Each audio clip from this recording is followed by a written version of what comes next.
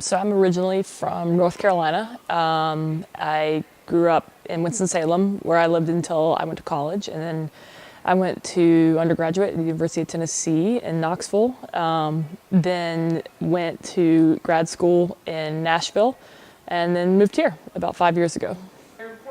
I would say that I was interested in education primarily because I was interested in teenagers. I was very hesitant about taking AP English because it was like the first year you could take an AP English. So I just thought it was going to be like a lot of boring reading, but it wasn't. We read the greatest books out of all my years at Wilson, and she was probably the best teacher to teach those books. I feel like there's so many pros about Wilson. Obviously, it's a beautiful school.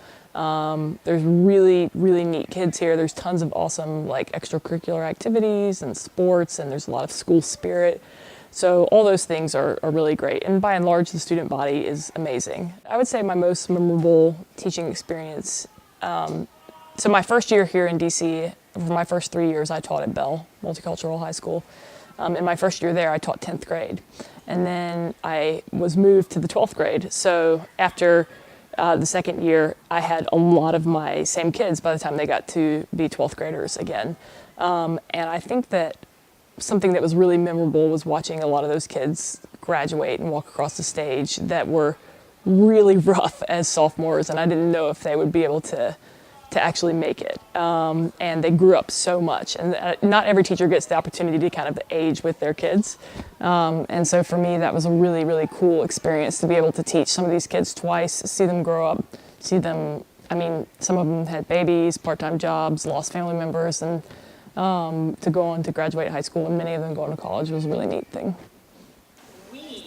Well, my general hopes for teaching this year are that I would be able to challenge my kids, but also have them know that I care for them and respect them as people. And I think sometimes where that falls apart here at this school is that the high-level kids get challenged and the on-level kids don't. And so my goal for myself is to be able to challenge both groups equally. She was very up-to-date with a lot of things, so she could easily relate to the understanding of students, but she also took to the curriculum very well.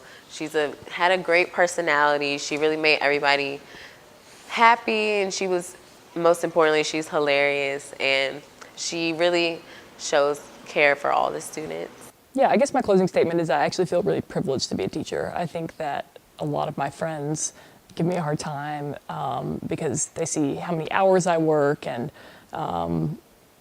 you know, and people are just like, oh gosh, being a teacher is a thankless job, I could never do it.